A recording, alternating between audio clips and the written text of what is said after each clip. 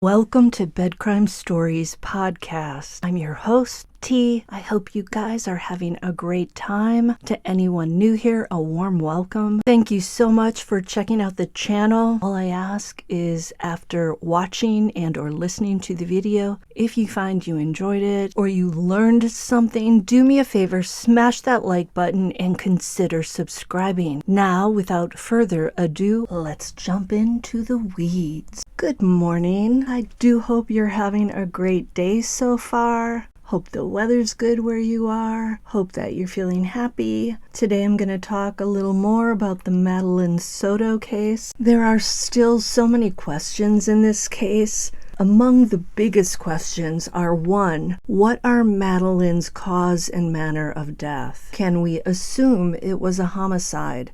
It certainly looks that way, but could it have been an accident? Could it have involved drugs?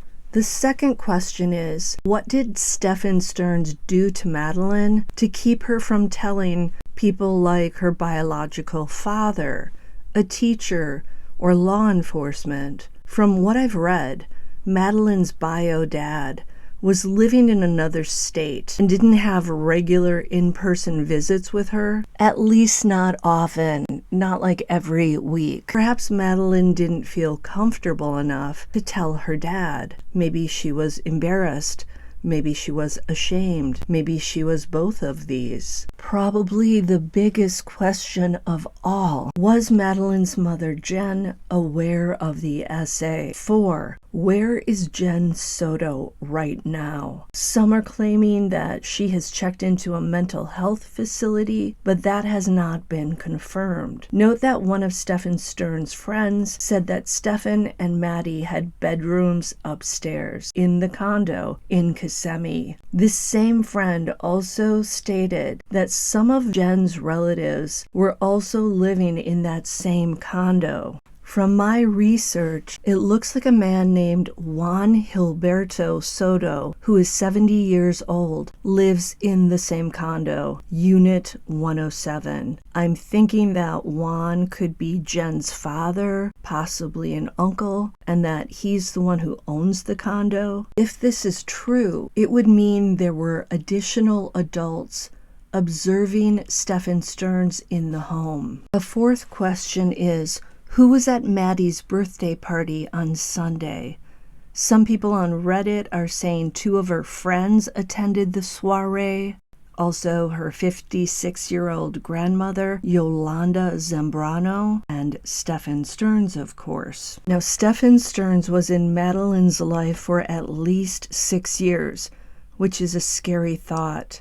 How often did this sick and twisted behavior take place? Did it begin earlier than when Maddie was 11? Listen to what Fox 35 News wrote about this. The 36-page affidavit obtained by Fox 35 details all 60 counts of what Sterns is accused of, but Fox 35 is choosing not to release the details listed in the affidavit due to their graphic nature. The document does not name a victim, but does include a date range of how long Sterns has allegedly been in possession of graphic materials or when the alleged abuse started, June 19th of 2019. That range tops out on February 26, 2024, the day Madeline Soto was last seen. A previous affidavit from the Kissimmee Police Department said that Sterns performed a factory reset on his phone on that day. While it remains unclear who the victim or victims are, if one of them is Madeline Soto, she would have been 8 years old when the alleged crimes began.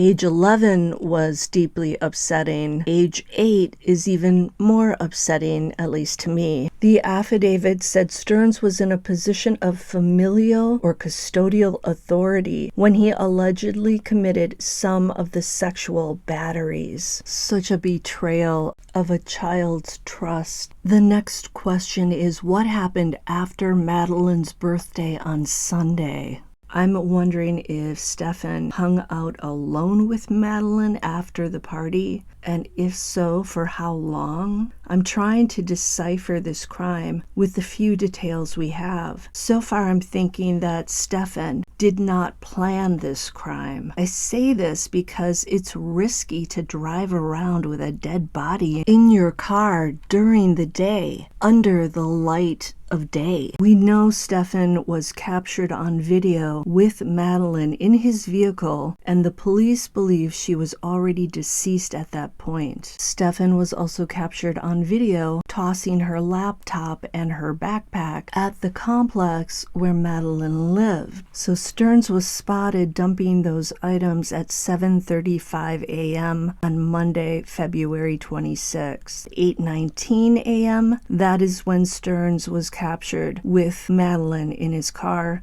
and again the cops believe she was already deceased. Sterns told the police that he dropped Madeline off in front of the Pearl United Methodist Preschool at 8:40 a.m. Sterns was later spotted changing a tire on his car somewhere between 1 and 2:30 p.m. The police have said that they believe that Maddie was done in, they didn't use that terminology, in the early morning hours at the condo in Kissimmee. I forgot to mention that the area where her body was found is 22 miles from Maddie's home, and it was described as being off Old Hickory Tree Road in rural Osceola County. So I'm curious to know, at what hour did Maddie die? Earliest hour when Stephan Sterns is spotted is at 7:35 a.m. Clearly, Madeline would have been dead before that. At least you'd think so, right? So did she die between midnight and 1 a.m., 1 a.m. to 2 a.m., 2 a.m. to 3 a.m.? We don't know. Did she die closer to the 7 a.m. hour? Is that why Stephan was dumping things at 7:35 a.m.? Is that why he opted to dump things in the daylight hours when he would be more readily spotted instead of under the veil of darkness? Or did she die earlier, and was he spending all those hours planning what he was going to do and say? In my opinion, he didn't think things out very well. I mean, who dumps the victim's items right in the dumpster within the complex where they all live? That is not a smart move. Could that be an indication that this was a rushed decision? Or did he specifically wait until, say, 8:19? Sterns knew that Maddie's school didn't start until 9:30 a.m. He was going to make his story believable. He had to wait until an hour that at least sounded reasonable to say that he dropped her off. So he said he dropped her off at 8:40. And again, I believe he had her propped up in the car to make it look like she was alive while he was driving her to school.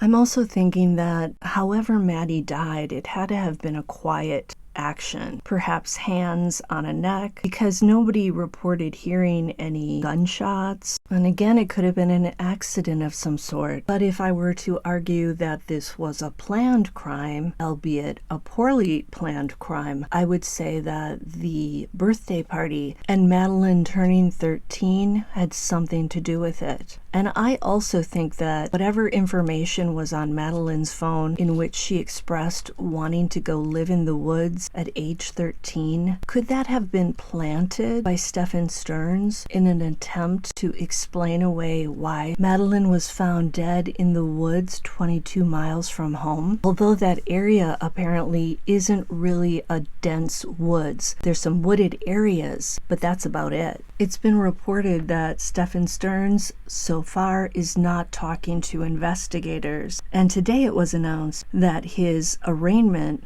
which was scheduled for April 2nd, has been waived, and a pretrial hearing is now scheduled for April 24th. Because Sterns isn't talking, I think they had to schedule a trial.